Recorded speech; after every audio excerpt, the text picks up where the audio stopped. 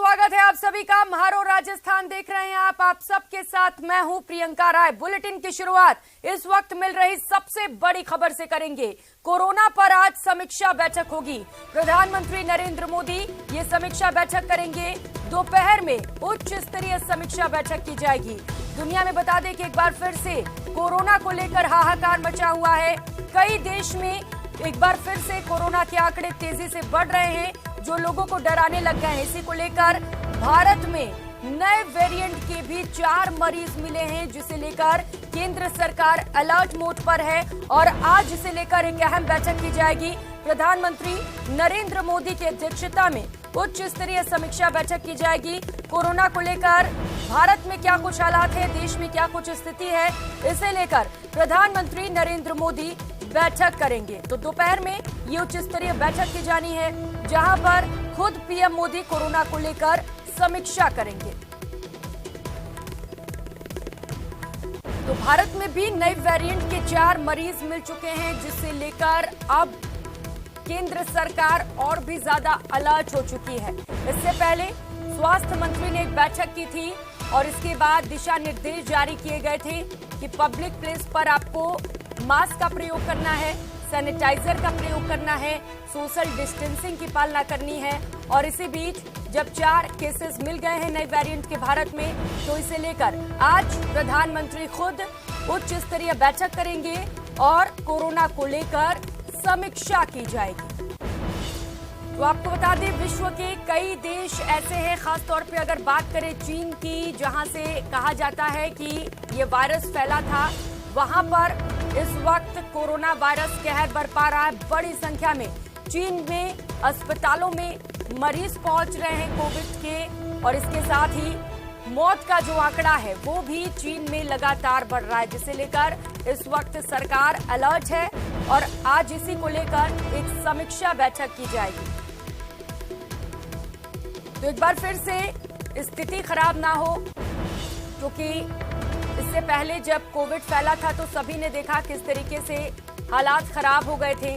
इसीलिए एहतियात के तौर पर इस बार केंद्र सरकार पहले ही अलर्ट हो चुकी है और समीक्षा बैठक आज खुद प्रधानमंत्री नरेंद्र मोदी करने वाले हैं। किस तरीके से इस कोरोना पर काबू पाया जाए, कैसे नियंत्रित किया जाए, फैलने से कैसे रोका जाए, इन तमाम बातों को लेकर आज समीक्षा की जाएगी। हालांकि डराने वाली बात फिलहाल ये है कि भारत में नए वेरिएंट की एंट्री हो चुकी है और अब तक कुल 4 मरीज इस नए वेरिएंट के पॉजिटिव मिले हैं। केंद्र सरकार ने इसे लेकर अलर्ट भी जारी किया है। स्वास्थ्य मंत्री मनसुख मंडाविया ने इसे लेकर बैठक की थी और उसके बाद उन्होंने कहा था कि सभी को अलर्ट रहने की जरूरत है, स्थिति खराब ना हो, इसके लिए सभी को जागरूक होना पड़ेगा। भारत जोड़ो यात्रा में भी एक चिट्ठी जारी की गई थी, जिसे लेकर अभी फिलहाल सियासत भी हो रहा है। दिल्ली से सहयोगी अनूप गुप्ता हमारे साथ जुड़ चुके हैं। अनूप, आज खुद पीएम मोदी उच्च स्तरीय समीक्षा बैठक करेंगे, क्या कुछ जानकारी इस बैठक को लेकर?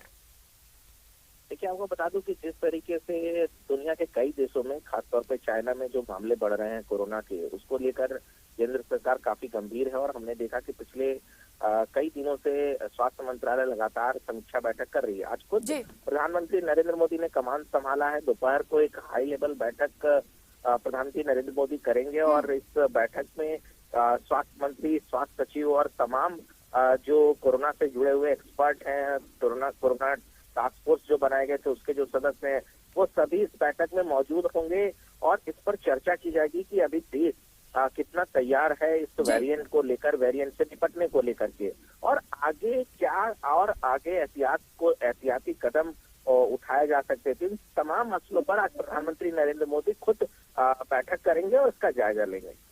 अनूप, एक बड़ा सवाल ये है जो पूरे देश वासियों के मन में है कि क्या कुछ बड़े एक्शन लिए जाते हैं, कुछ सख्त फैसले भी लिए जा सकते हैं इस बैठक के बाद? बिल्कुल, देखिए, फैसले तो जरूर लिए जाएंगे और जाहिर सी बात है कि केंद्र सरकार जिस तरह से इस मसले को लेकर चिंतित है जी। आपने भी देखा होगा कि जिस तरह से चाइना हो या यूरोपियन कंट्री हो, अमेरिका हो, वहाँ लगातार मामले जो है फ्रिक्वेंट तरीके से बढ़ रहे हैं। तो एहतियात में अगर कोई बड़े फैसले लेने पड़े, बड़े कदम उठाने पड़े, तो इसको लेकर केंद्र सरकार किसी भी तरीके से चूकेगी नहीं। और ये प्रायोरिटी है कि जो देश की जो स्थिति है वो खासा बिगड़े नहीं। बिल्कुल अनूप, जिस तरीके से विश्व के कई देशों में कोरोना के आंकड़े लगातार बढ़ रहे हैं, ये जरूरी भी हो जाता है कि इस तरीके से वायरस ना फैले। भारत में इसे लेकर एक बड़ा और सख्त एक्शन लिया जाए। बहुत शुक्रिया अनूप आपका इन तमाम जानकारियों के लिए। और भीलवाड़ा से इस वक्त की बड़ी खबर सामने आ रही है। कुएं में 2 भाई सहित 3 लोग उतरे थे और करंट से उनकी मौत हो गई है। भीलवाड़ा के रायला थाना क्षेत्र का ये पूरा मामला है। सूचना पर पुलिस और प्रशासनिक अधिकारी मौके पर पहुंचे हुए हैं। तो तस्वीरें आपको दिखा रहे हैं, 3 लोगों की करंट लगने से मौत हो गई है। भीलवाड़ा से ये बड़ी खबर और दर्दनाक खबर आपको बता रहे हैं, जहां पर कुएं में 3 लोग उतरे हुए थे और इसी दौरान करंट के आने से 3 लोगों की मौत हो गई है।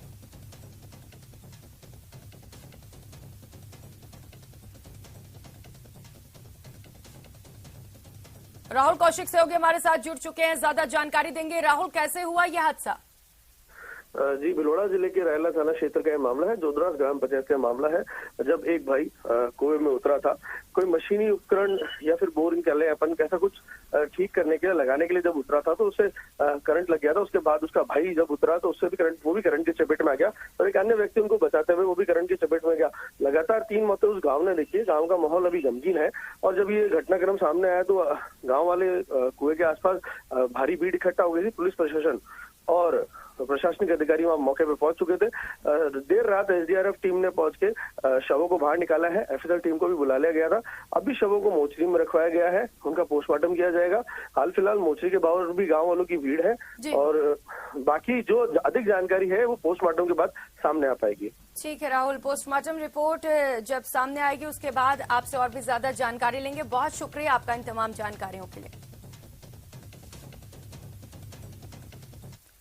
और कोटपुतली से इस वक्त की बड़ी खबर मिल रही है। सामूहिक आत्महत्या का मामला सामने आया है। पति पत्नी ने फांसी लगाकर आत्महत्या कर ली। घटना की सूचना पर पुलिस मौके पर पहुंची और फिलहाल पुलिस पूरे मामले पर जांच कर रही है। तो फिलहाल ये खुलासा नहीं हो सका है कि आखिर आत्महत्या के पीछे क्या कुछ वजह रही, किन वजहों से ये आत्महत्या की गई है। सामूहिक आत्महत्या का मामला सामने आया। हीरालाल सेवगी हमारे साथ जुड़ चुके हैं। हीरालाल, क्या वजह रही आत्महत्या के पीछे, कुछ जानकारी मिल पाई है? जी, मैं आपको बता दूं कि कोटपुतली कस्बे का मामला है, जहां एक पति पत्नी ने सामूहिक रूप से फांसी लगाकर आत्महत्या कर ली। सूचना पर है जो पुलिस मौके पे पहुंची और घटनास्थल का मौका मुआयना किया। फिलहाल जो आत्महत्या के कारणों का पता नहीं चल पाया, लेकिन बताया जा रहा है कि जो पत्नी थी उसको कैंसर की बीमारी थी। इस वजह से वो दोनों पति पत्नी मानसिक अवसाद में रहते थे। संभावना जताई जा रही है कि मानसिक अवसाद की वजह से दोनों ने ये बड़ा कदम उठाया है, लेकिन पुलिस मौके पे है और पूरे मामले की जांच कर रही है। हीरालाल, क्या ये पता चल चुका है, ये क्लियर है कि आत्महत्या ही है? जी बिल्कुल, क्योंकि मौके से पुलिस को एक सुसाइड नोट भी मिला है, लेकिन हालांकि पुलिस अधिकारियों ने अभी सुसाइड नोट के बारे में क्या लिखा है उसका खुलासा नहीं किया है। लेकिन संभावना यही जताई जा रही है कि दोनों पति पत्नी ने मानसिक अवसाद के चलते इतना बड़ा कदम उठाया और दोनों ने फांसी लगा के आत्महत्या कर ली है। ठीक है, शुक्रिया हीरालाल आपका इन तमाम जानकारियों के लिए। और खबर कोटा से है, जहां परीक्षा के अंक से पास करने के एवज में छात्रा से अस्मत मांगने का अश्लील वीडियो वायरल होने के मामले में गिरफ्तार प्रोफेसर और छात्र को आज कोर्ट में पेश किया जाएगा। आरोपी राजस्थान टेक्निकल यूनिवर्सिटी के प्रोफेसर गिरीश परमार और छात्र अर्पित को देर रात को गिरफ्तार किया गया था। छात्रा को परीक्षा में पास करने के एवज में अस्मत की डिमांड की गई थी। इसका अश्लील ऑडियो भी वायरल हुआ था। पुलिस ने कार्रवाई करते हुए दोनों को गिरफ्तार करने में सफलता हासिल की। वहीं आज दोनों को कड़ी सुरक्षा के बीच कोर्ट में पेश किया जाना है।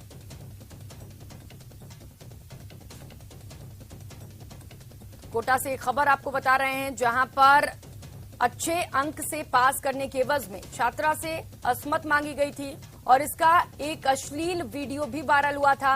मामले में कार्रवाई करते हुए पुलिस ने एक प्रोफेसर और एक छात्र को गिरफ्तार किया था, जिन दोनों को आज कोर्ट में पेश किया जाएगा।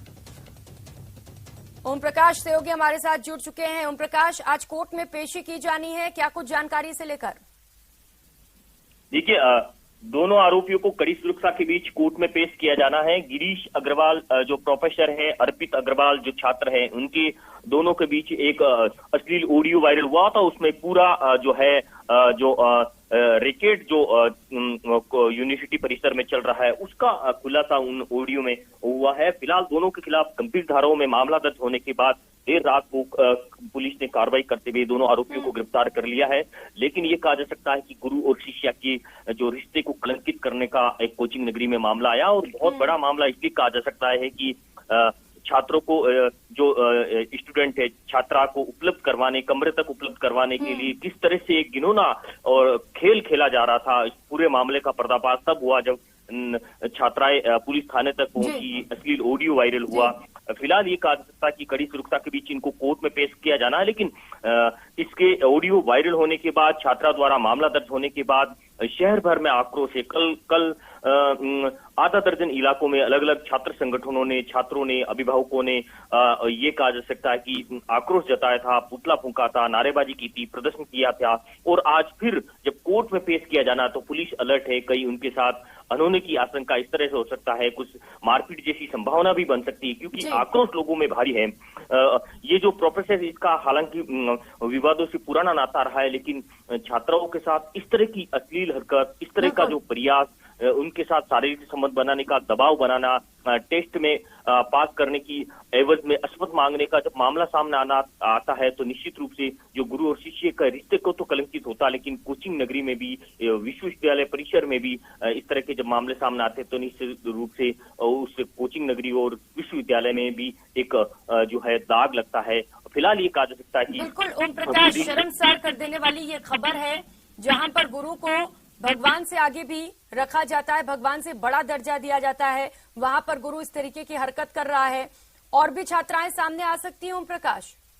जी, निश्चित रूप से 2 छात्राएं अब तक और आ चुकी है देर रात तक। हालांकि ज्यादातर छात्राएं खुल के सामने नहीं आना चाहती है, क्योंकि शर्म और लाज के परिवारजनों के दबाव से भी कहा जा सकता है। लेकिन इतना जरूर कहा सकता कि लगातार छात्राएं मामले सामने आ रही है। लेकिन इन आरोपी के खिलाफ भारी शहर में आक्रोश है, क्योंकि अब महिला आयोग भी इस मामले में गंभीर हो गई है और एसपी से जल्दी इस मामले में रिपोर्ट लेगी और विश्वविद्यालय प्रशासन को भी नोटिस देकर इस मामले में जवाब तलब करेगी।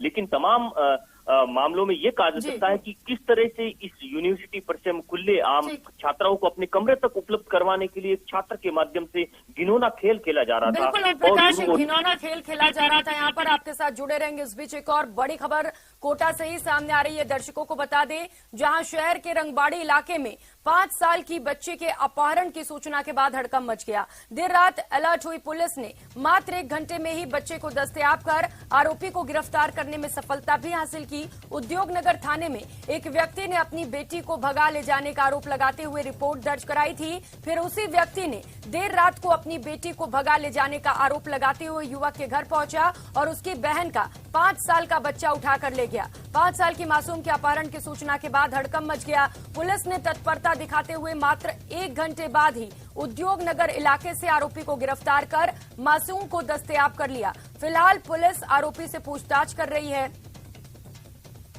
तो रंगबाड़ी इलाके में ये मामला हुआ, जहां पर 5 साल की बच्ची के अपहरण की सूचना के बाद से हड़कंप मचा हुआ है। ओम प्रकाश सहयोगी लगातार हमारे साथ जुड़े। ओम प्रकाश, क्या है ये पूरा मामला? देखिए, रंगवाड़ी इलाके में एक व्यक्ति ने रिपोर्ट दर्ज करवाई थी उद्योगनगर थाने में कि उनकी जो नाबालिग बेटी है, 11वीं क्लास में पढ़ती थी, वो घर से लापता है और एक सूरज नामक युवक के साथ वो भाग सकती है। वो उनको बहला फुसला कर भगा ले जा सकता है। मामला दर्ज करने के बाद जो पीड़ित पक्ष है, जो व्यक्ति है, वो जिस पे आरोप लगा रहा है उनके घर जाता है, उनकी बहन के घर जाता है और अपनी बेटी की तलाश में जाता है और आरोप लगाते हुए हड़कंप मचाता, हंगामा करता है, उत्पात मचाता है। इस तरह की उनके साथ मामला सामने आने के बाद वो जो जिस पर आरोप लगाता उसकी बहन के 5 वर्षीय बेटे को उठाकर वो लेके चला जाता है।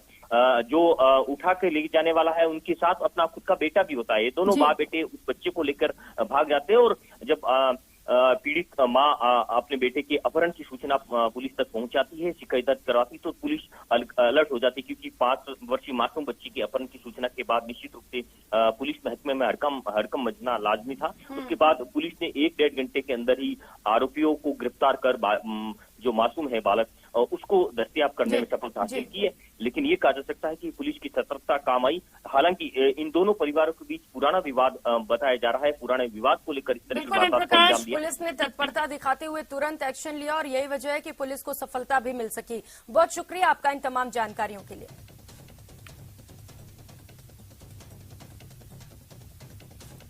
और जोधपुर से इस वक्त की बड़ी खबर सामने आ रही है। रॉबर्ट वाड्रा से जुड़े मामले में आज अहम फैसला सामने आ सकता है। महेश नागर और स्काईलाइट प्राइवेट हॉस्पिटैलिटी की याचिका पर सुनवाई हुई है। गुरुवार तक के लिए फैसले को सुरक्षित रखा गया था। मामले में वाड्रा सहित सभी आरोपियों की गिरफ्तारी पर रोक लगाई गई थी, जिसके बाद ईडी ने अर्जी पेश कर कस्टोडियल इन्वेस्टिगेशन की इजाजत मांगी थी।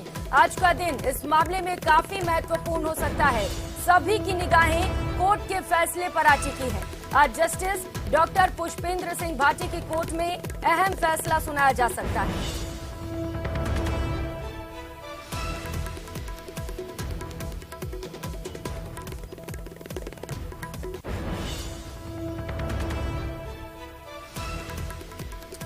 तो रॉबर्ट वाड्रा मामले से जुड़ी इस वक्त की बड़ी खबर आपको बता रहे हैं। इस मामले में आज अहम फैसला सामने आ सकता है। बता दें, सुनवाई पहले ही कर ली गई थी और फैसले को सुरक्षित रखा गया था गुरुवार तक के लिए, और आज कहा जा रहा है कि इस मामले में फैसला सामने आ सकता है। आज का दिन इस मामले में बेहद महत्वपूर्ण माना जा रहा है। सभी की निगाहें आज कोर्ट के फैसले पर टिकी हुई हैं।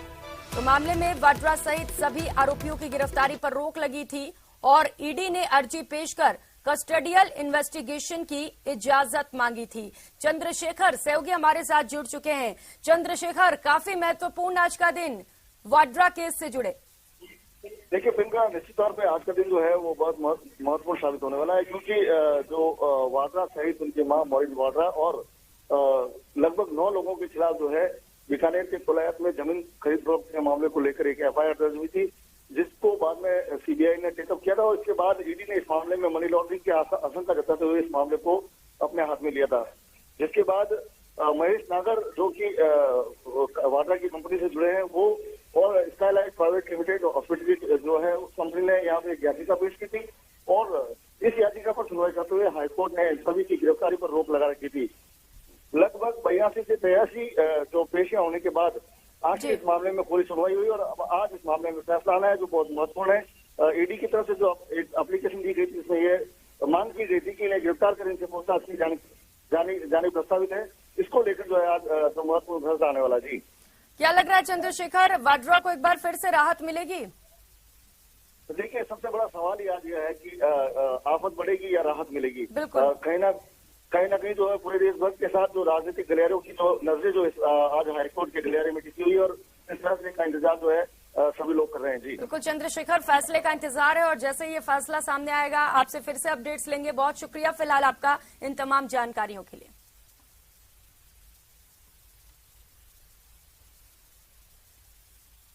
और एक और बड़ी खबर सामने आ रही है करौली से, हिंडौन सिटी से। इस वक्त की बड़ी खबर आपको बता दें, ग्रामीणों ने टोडा भीम मार्ग पर जाम लगा दिया है। टोडा भीम मार्ग पर करीब 10 घंटे से जाम लगा हुआ है। 2 नाबालिग बच्चियों के अपहरण से ग्रामीण लगातार नाराज हैं।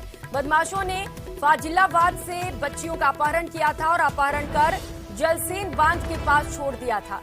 कुछ महीने पहले बच्चियों के पिता की गांव में ही हत्या कर दी गई थी। आरोपियों की गिरफ्तारी की मांग जो है वो लगातार ग्रामीणों की ओर से की जा रही है। रात से ही पुलिस इसे लेकर मौके पर मौजूद है। धर्मेंद्र सेवगी हमारे साथ जुड़ चुके हैं। धर्मेंद्र, लगातार ग्रामीणों का जो गुस्सा है वो बढ़ता जा रहा है, अभी क्या कुछ ताजा अपडेट वहां से? देखिए, अभी जाम लगा हुआ है, मौके पर अधिकारी और पुलिस मौके पर है और समझाइश के प्रयास किए जा रहे हैं। ये जो जाम है करौली हिंडौन टोडा भीम मार्ग पर फाजिलाबाद गांव में लगा हुआ है। ग्रामीणों का कहना है कि जब तक आरोपियों की गिरफ्तारी नहीं होगी तब तक जाम नहीं हटाया जाएगा। हालांकि इससे पूर्व बताना चाहूंगा कि जो निधि बालिका है वो अपनी चचेरी बहन के साथ कल शाम अपने दादा की दुकान पर दूध लेने गई थी। इसी दौरान एक गाड़ी में सवार होकर कुछ बदमाश आए और उन बालिकाओं को अपहरण कर ले गए। हालांकि घटना की जैसे ही पुलिस को जानकारी लगी, पुलिस ने तुरंत नाकाबंदी कराई और नाकाबंदी के दबाव के चलते हिंडौन के पास जलसेन के पास जो बालिका है उनको छोड़कर बदमाश भाग गए। बालिकाओं जब रोती हुई आसपास जो राहगीर है उनको घटना की जानकारी दी। इसके बाद बालिकाएं घर पहुंची और जैसे ही आसपास के लोगों को इस घटनाक्रम की जानकारी लगी, उन्होंने मौके पर जाम लगा दिया। साथ ही एक चीज और बताना चाहूंगा कि कुछ दिन पूर्व जो निधि बालिका है, इसके पिता की हत्या कर शव कुएं में फेंक दिया गया था और उनके आरोपियों की भी अभी तक गिरफ्तारी नहीं हुई है। तो जो ग्रामीण है वो आक्रोशित इसलिए है कि ना तो अभी तक हत्या आरोपियों की गिरफ्तारी हुई है, साथ ही बालिकाओं का भी अपहरण हुआ है। इसको लेकर गुस्सा प्रकट किया है और उन्होंने आरोपियों की गिरफ्तारी की मांग कर रहे हैं। हालांकि पुलिस का कहना है कि टीम गठित कर ली गई है और आरोपियों की तलाश शुरू कर दी गई है और जल्द से जल्द गिरफ्तारी की जाएगी। बिल्कुल धर्मेंद्र, लेकिन बड़ा सवाल यही उठ रहा है कि आखिर अब तक आरोपियों की गिरफ्तारी क्यों नहीं हो सकी है। बहुत शुक्रिया धर्मेंद्र आपका इन तमाम जानकारियों के लिए। करौली के हिंडौन सिटी से ये बड़ी खबर आपको बता रहे हैं, जहां पर टोडा भीम मार्ग पर जाम लगा दिया गया है। और जयपुर से इस वक्त की बड़ी खबर सामने आ रही है। एसीबी मुख्यालय में सम्मान समारोह का आयोजन किया जाना है। घूसखोरों को पकड़ने वाले अफसरों को सम्मानित किया जाएगा। 37 अफसर इसमें शामिल होंगे। डीजी डिस्क और प्रशस्ति पत्र से इन्हें सम्मानित किया जा रहा है। 10 अफसर और कार्मिक प्रशस्ति पत्र से भी सम्मानित किया जा रहा है। एसीबी के डीजीपी एल सोनी इसे इन लोगों को सम्मानित कर रहे हैं। ADG Dinesh, M N, ADG Hemant Priyadarshi सहित कई अफसर इस वक्त वहां पर मौजूद हैं। एसीबी में पहली बार डीजी डिस्क से सम्मान समारोह का आयोजन किया गया है। जिसकी सम्मानित किया जाता है श्री मांगीलाल, उप अधीक्षक एसयू द्वितीय। विष्णु सेवगी हमारे साथ जुड़ चुके हैं। विष्णु, अफसरों का सम्मान, और ये जरूरी भी है, जब अच्छा काम करें तो जब उन्हें सम्मान मिलता है तो कहीं ना कहीं उनका मनोबल भी बढ़ता है। जी देखिए, आज एसीबी के मुख्यालय में एसीबी के इतिहास में पहली बार डीजी डिस्क वितरण करने का कार्य, जो सम्मान जो समारोह है वो आयोजित किया जा रहा है। जो कि चूंकि जो एसीबी के डीजी हैं बीएल सोनी, उनके वे आज एसीबी के उन अफसरों को, बेस्ट ऑफिसर्स को सम्मानित कर रहे हैं जो कि अब तक राजस्थान में इन घूसखोरों को चंगुल में लेने और घूसखोरों को दबोचने का काम कर रहे थे। और एसीबी के इतिहास में इस तरह का आयोजन जो है वो पहली बार हो रहा है कि जब कभी घूसखोरों को पकड़ने वाले अफसरों को सम्मानित किया जा रहा है। यानी कि इसके पहले जो डीजी डिस्क है वो इस तरह की नहीं दी गई थी, लेकिन पहली बार ये नवाचार जो है एसीबी के मुख्यालय में किया गया है। और जो एसीबी के डीजी हैं बीएल सोनी, उनके कार्यकाल में, क्योंकि अब कार्यकाल को करीब 10 दिन का वक्त और बचा है उनके कार्यकाल को, ऐसे में ये आयोजन आज पहली बार एसीबी मुख्यालय में किया गया है, जिसमें एसीबी के एडिशनल एसपी बजरंग सिंह शेखावत, विजय सिंह मीणा, पुष्पेंद्र सिंह राठौड़ के अलावा तमाम जो ऑफिसर्स हैं, करीब 37 अफसरों को डीजी डिस्क से सम्मानित किया जाएगा। उनको प्रशस्ति पत्र दिया जा रहा है। वहीं पर 10 पुलिस अफसर और 10 कार्मिक ऐसे भी हैं जिनको डीजी के प्रशस्ति पत्र से सम्मानित किया जा रहा है। वहीं पर इनका जो बेस्ट जो वर्क है, यानी एक साल में जिन अफसरों ने घूसखोरों को पकड़ने का काम किया था, अच्छे से अच्छे केस को मॉनिटरिंग किया, उनको दबोचा, उसके अलावा पेंडिंग फाइलों को निपटाया, तो ऐसे सभी कार्य का जो मूल्यांकन है उसको करने के बाद बेस्ट ऑफिसर को नाम चयनित किया गया और उनको करने के बाद आज ये सम्मान समारोह आयोजित किया जाएगा, जिसमें एसीबी के एडीजी दिनेश एमएन मौजूद है, एडीजी हेमंत प्रियदर्शी मौजूद है। जी विष्णु, क्योंकि पहली बार इस तरीके से सम्मान समारोह का आयोजन किया गया है, तो जो ऑफिसर्स जिन्हें ये सम्मान मिल रहा है वो भी काफी खुश नजर आ रहे हैं। देखिए, बेशक जब आपके किसी डिपार्टमेंट का जो हेड है, जो बॉस है वो, और एसीबी के क्योंकि डीजी है वो आपको सम्मानित कर रहे हैं, उनके डीजी से जो आपके वर्दी के ऊपर जब डीजी डिस्क लगेगी तो वो बहुत गर्व की बात होती है। इसीलिए जो ये कार्मिक है, अफसर हैं, वे मौजूद हैं। इसके अलावा उनके परिजनों को भी यहाँ पर बुलाया गया है और वहीं पर एसीबी के कार्मिक भी यहाँ पर मौजूद है, ताकि उनमें एक अच्छा मैसेज जाए और आने वाले वक्त में प्रदेश पे जो घूसखोर है, जो भ्रष्टाचारी है, जो अफसर है, जो कार्मिक है, उनको पकड़ने का काम में और तेजी आए, इस ऑपरेशन में और तेजी आए। इसीलिए आज ये सम्मान समारोह आयोजित किया गया है। जी बिल्कुल विष्णु, और क्या ये माना जाए कि आगे भी इस तरीके से जो समारोह है वो आयोजित किए जाएंगे? देखिए, ये एसीबी के डीजी बीएल सोनी के कार्यकाल में ये शुरुआत अब हुई है। आने वाले वक्त में जो एसीबी के नए डीजी होंगे, क्योंकि 31 दिसंबर को एसीबी के डीजी बीएल सोनी सेवानिवृत्त हो जाएंगे, उसके बाद में कौन एसीबी का मुखिया होगा, कौन होंगे, वो आगे देखेंगे। लेकिन ये शुरुआत जो है वो काफी अच्छी बताई जा रही है। जो एसीबी के कार्मिक है वे काफी खुश है, उनके काम का आज उनको इनाम मिल रहा है। और इसी कड़ी में आज additional SP Bajrang Singh Shekhawat, Lalit Kishore Sharma, Narottam Lal Verma, Pushpendra Singh Rathore, additional SP Mahavir Singh Ranawat, additional SP Rajneesh Punia सहित और डिप्टी एसपी अभय कुमार शर्मा और राजेश दुरेजा, डिप्टी एसपी, तमाम जो अफसर, जो बेस्ट ऑफिसर्स हैं, बीएल सोनी की ओर से वाकई ये काबिले तारीफ पहल की गई है और उम्मीद है कि आगे भी इसे जारी रखा जाएगा और इसी तरीके से जो ऑफिसर्स हैं उन्हें सम्मानित किया जाएगा। बहुत शुक्रिया विष्णु आपका इन तमाम जानकारियों के लिए। और एक और बड़ी खबर पोखरण से सामने आ रही है। पुलिस ने अवैध हथियार के साथ बदमाश को दबोचा है। एक अवैध पिस्टल के साथ एक कारतूस भी बरामद किया है। पुलिस ने एक आरोपी को गिरफ्तार कर लिया है। एसएचओ अशोक बिश्नोई के नेतृत्व में इस बड़ी कार्रवाई को अंजाम दिया गया। बदमाशों ने सोलर प्लांट में गार्ड को बंधक बनाकर लूट की वारदात को अंजाम दिया था। मोबाइल और टॉर्च लूटकर बदमाश मौके से फरार हो गए थे। फिलहाल पुलिस आरोपियों से पूछताछ में जुटी हुई है।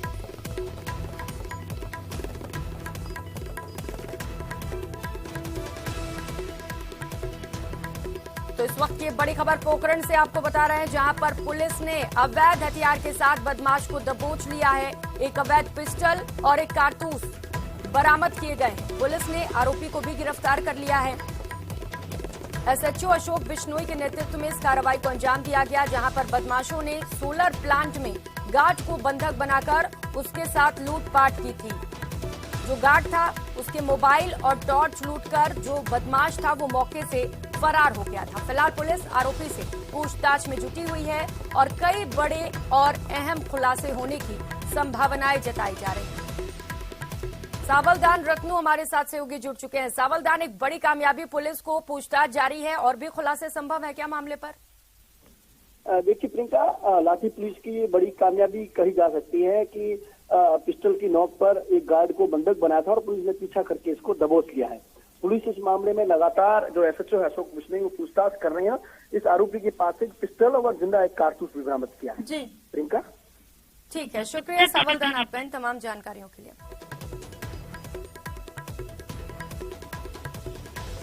तो लूटपाट की वारदात को अंजाम दिया था, गार्ड को बंधक बनाकर उसका मोबाइल लूटा था और इस मामले में पुलिस ने कार्रवाई करते हुए आरोपी को गिरफ्तार कर लिया है। और फिलहाल यहाँ वक्त चला छोटे से ब्रेक का, लौटेंगे फौरन।